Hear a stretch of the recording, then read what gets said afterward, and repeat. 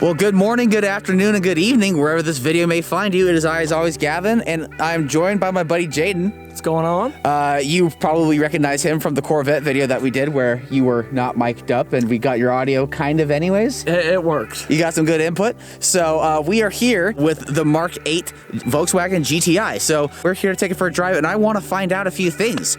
Is it really anything like the Mark 7? It's been a long time since I've driven a Mark 7. I more recently on the channel did drive a Mark 5 R32, and I also wanted to see how far DSG has come since then, because I kind of talk some shit on, to put it politely, on the Mark 5 DSG, and I did receive some hate about it. So to be expected from the Volkswagen community. They are very opinionated people. That's very true. But I stand with some of them. I wanted to see how the new dual clutch actually was. The last time I driven a dual clutch GTI, fuck, it was like, I drove it in 2017. So it's been a minute. It's been 6 years. And so, I don't know, I kind of gotten lukewarm on Volkswagen for a little while. I actually still have my Fiesta ST that you would have seen a couple weeks ago. I wanted to see kind of the differences and see how far Volkswagen has come, and want to see what the livability was like with this car, and see how much more I like my Fiesta than this car. All right, 2022 Volkswagen GTI. I didn't know anything about this car, really. Like, I know about the GTI, but Yeah. Yes. The first order of business is this All you. This infotainment system. Volkswagen, what the fuck? Why? No idea.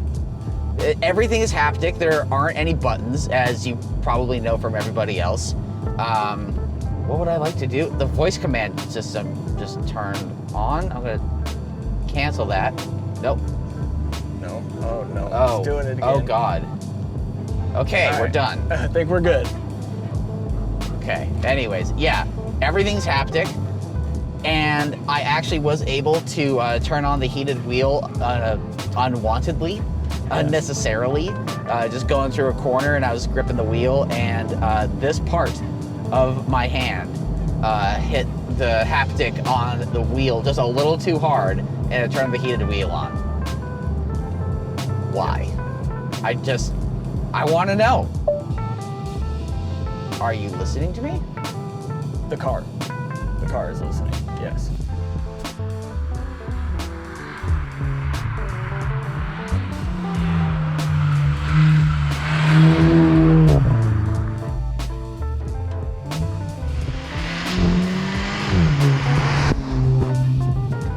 Okay, well, let's maybe touch on some positives about this car.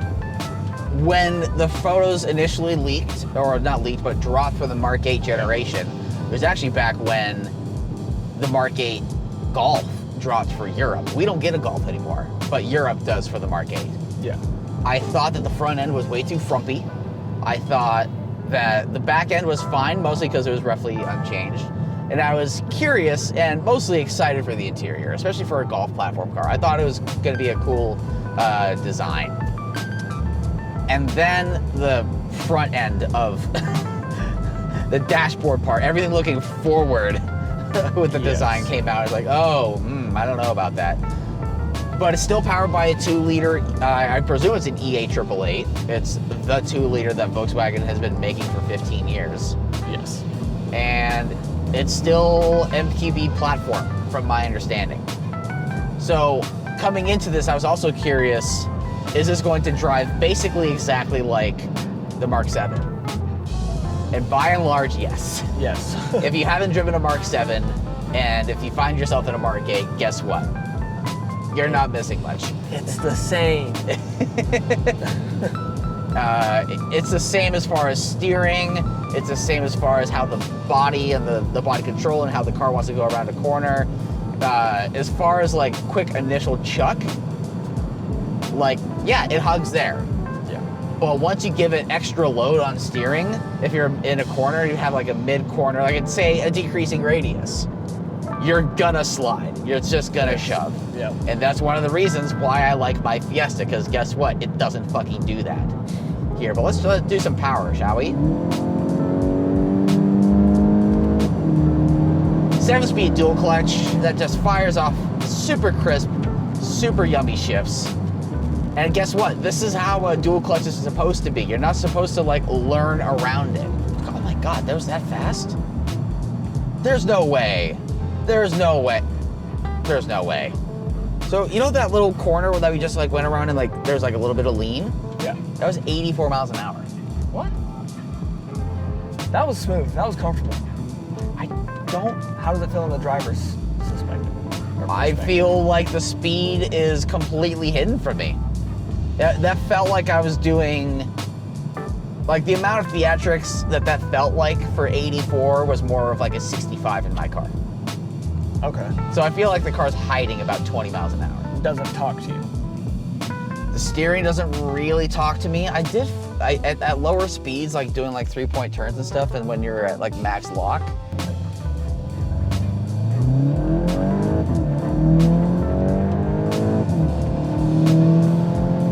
Underwhelming. Yeah. Engine note is very familiar. Takes me back to about 5 years ago. Jaden, what does my notebook say? I'm trying to find things to talk about because... Still worth the price? Ooh, let's come back to that later. Okay. Still the GOAT.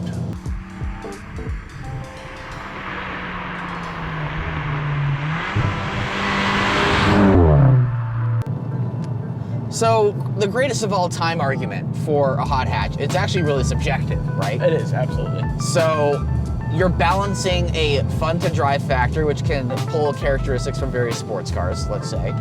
There's also the fuel economy. There is the practicality of, like, say, easy parking, but also, like, you know, swallowing a bunch of luggage. I mean, it is a subjective argument. It depends on what part of the spectrum you really sit on, right? So, for me personally, I like to have the car to be fun first. I think a hot hatchback should be fun first. If you don't want a fun hatchback, you can totally buy the lesser version of whatever. So a Focus or a Fiesta or a Golf or whatever. Or what? Not the Golf anymore. Not the Golf anymore. We only get GTI and Golf R. But for the sake of argument, right? It's like, okay, you don't want the sportiest, say, if you're talking about like Mark V's, yeah. You have 3 options there. You had Rabbit/Jetta, you had GTI, and then you had R32. And those are all very distinct versions of what is that Golf platform. Correct, yeah. I'm doing 60 still, Jesus. It doesn't feel like that. I know, I'm not trying to get a ticket today. I'm really not. It's not an obnoxiously loud exhaust by any means. No, my catback is way rowdier than this. Absolutely. This is a fantastic catback system for those that really are dailying their cars and they're not 25. Yeah. It's a mature catback, if you will. Totally, yeah. But then you can also put your foot down. Shove. Yep.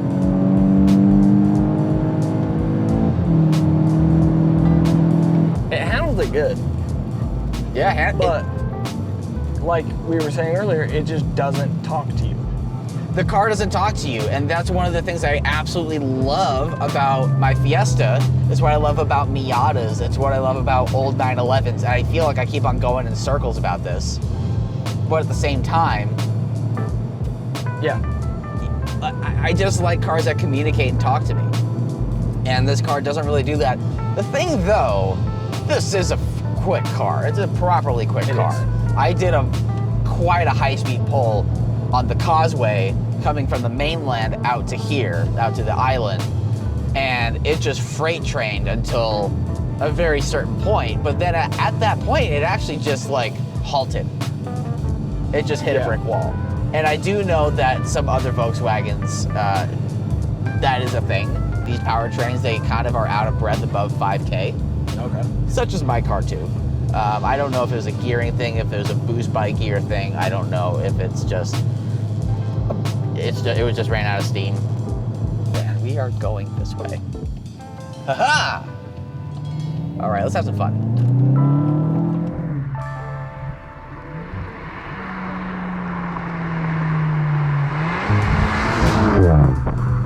So according to my recollection, This car actually drives, you know, fairly, like, remarkably close to the Mark 7. As far as dual clutch, as far as shifting. Yep. This is what I know. This is what I've come to know and love about dual clutches from Volkswagen. That was a 3.2. I actually did a 2.1 earlier. Oh. Yeah, and it did it flawlessly. Better than some Porsches. Wow. Yeah. That's a statement. What I do love about this car is there's a playful amount of lean in the corners. Yeah. Some lean is okay, people. You don't have to make everything super stiff and super rigid, because guess what? You're not actually a race car. As much as you think, as much as you call your car a race car, it's not a race car. It does drive on the street where there are some imperfections and bumps and stuff. This car rides really well. The car goes around corners within the lean department in a fairly communicative fashion. Yeah. I kind of understand what's going on, and that actually helps me negate a lot of the understeer that happens, because guess what? This car fucking understeers.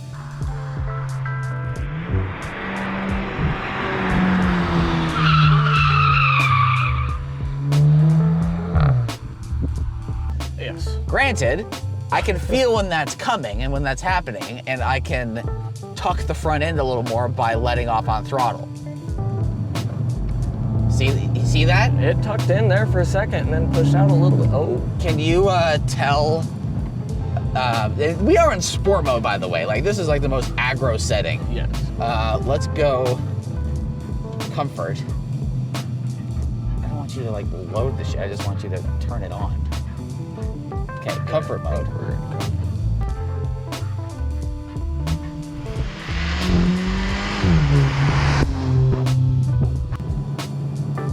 Anyways, well, we've been looking through this Monroney because, well, first of all, it's nice to actually have a Monroney with us. Monroneys are also good for telling us what options a car has, as well as how expensive it is. The sale price. Yeah, so this is a base option car, very few options on it.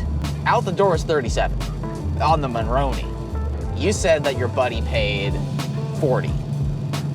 Said he paid a $3,000 dealer upcharge, yes. $40,000 for a top trim GTI. It's laughable, but at least it's top trim. 40 grand for a base GTI, I would call it unacceptable. That's steep. That is steep. It takes the whole point out of having a hot hatch. Hot hatches have always been and should be the cheap, fun. Cheap, fun, do it all. Yeah. Would I pay $40,000 for this? No. I'm really trying to wrap my head around. And sorry, folks, we had to do a battery change on the GoPro. It's just gonna be a matter of time until we get just a bunch of batteries. We take them with us when we do these in cars. We just figure it out. But, okay. $37,000 for a GTI, even if it's fully loaded, is a lot. $37,000 for a base one with like the cloth seats. Granted, this comes with a lot of options though. It does. It has radar cruise, it has lane keep assist, it has a nice stereo, it's a Harman Kardon. Yep. You get Apple CarPlay. I haven't been able to plug my phone in, so I don't know if it's Android Auto. It probably is. Probably. It's not wireless Android Auto though. Yours is wireless Apple CarPlay. It is. Android is a little bit behind on that. $37,000 for what this car offers. This is a nice place to be, albeit a hindered user interface system. Yes. I love the interior, minus the UI. Yeah. I think the interior I'm gonna hand that to you and I'm gonna take off, but please keep talking. I know I talk shit on the seats, kind of. Okay. They're good seats. I still like them. They're comfortable. Mm-hmm. You know, we've been in this car for hours. Better part of the day. Yeah. And they're comfortable. I'm not getting, you know, sore back or anything like that. And it's interesting because, like, if you compare these to the cars in my car, just because you and I have very recent experience with it, yes, those are a bit pinchy, yeah. Especially if you are a larger person. Yeah, they can definitely pinch you. Whereas this, I have like room to like move around and stuff and kind of settle into a place. which is something that cloth seats actually in general have over leather. Yes. You can really settle into a position here, and there's just enough room on side bolsters for my legs, side bolsters for my torso, and for you as well. Yeah. Where you can settle into a good spot and just spend hours. Absolutely. I think this is a great road trip car. I 100% agree. I would love to take this down to Moab and like have like a fun weekend or something. Yeah, absolutely. The thing about putting a bunch of screens in the car is that they can mold and manufacture one shape Yeah. and put it into a lot of different things. And it's actually kind of a cop-out for a futuristic or luxurious experience. However, I do like the display. I do like the virtual cockpit that's here. Yes. That started with Mark 7.5. So I kind of feel like, want to save some money? You'll get a better layout. Yeah. You'll get a less frumpy front end, because honestly, I do feel like Volkswagen with the GTI and Golf R peaked at Mark 7.5. I would have to agree. You do. You're not just saying that because I'm stuck in the car with you. No, not at all. Where I think this lies is for someone that does want some fun, and part of me growing up is realizing that people have other opinions. Yes. I think also in our day and age with how polarizing things can get, that kind of goes hand in hand. But this could be someone's version of fun that isn't necessarily my version of fun. Absolutely. Some people's version of fun is just putting their foot down and going, whee! You know? Absolutely. I don't think that's my version of fun. I like to dance and chuck a car around in the corners, getting a nice heel toe in and having a satisfying shift, having a nice engine note. That's why I like Porsches. That's why I like my Fiesta. That's why I like Lotus Elises. That's why I like more of that sports car thing. But like, if you want a quiet, nice place on your way to work, or if you're going on a road trip, if that's something that you spend more of your time doing, then this is more of what you line up with. Absolutely. If you are already in a Mark 7 or a Mark 7.5, I would say keep it. Or if you want a newer hot hatch experience, go get something else. I say go try something else. Go test drive. Try something else. I mean, fuck it. If you want to like really have a different experience, go drive a Focus RS, because that is not what this is. No. That's a very different thing. This is a solid car. I will give it that. It's a solid car, but man, would this be such a better value if it was a base at 30. Yes, 100%. Couldn't agree more. Well, anyways, that's our show. Thank you for watching. I know I saved this for the end of the video, but sorry for the mic ruffle, but yeah, we have hoodies, we have hats like we're wearing now, we have t-shirts, we have stickers and such, and yeah, you can go find those on our website at exhibitionofspeed.com. We have weekly podcasts, and with this video as well, we have weekly videos. So stay tuned for more of this. I do want to drive a Mark 7 again, and I've never driven a 7.5. So I'd like to have a go. So if you know anybody with one, holler at us. Get at us on our Instagram at Exhibition of Speed, or mailbag.eos@gmail.com if email is more your bag, or maybe carrier pigeon or smoke signals. And thanks for joining me, Jaden. Yeah, absolutely. And shout out Tanner for supplying the vehicle. This is actually not Jaden's car. No. Jaden's just the homie. And thanks again for watching, and we'll see you next time.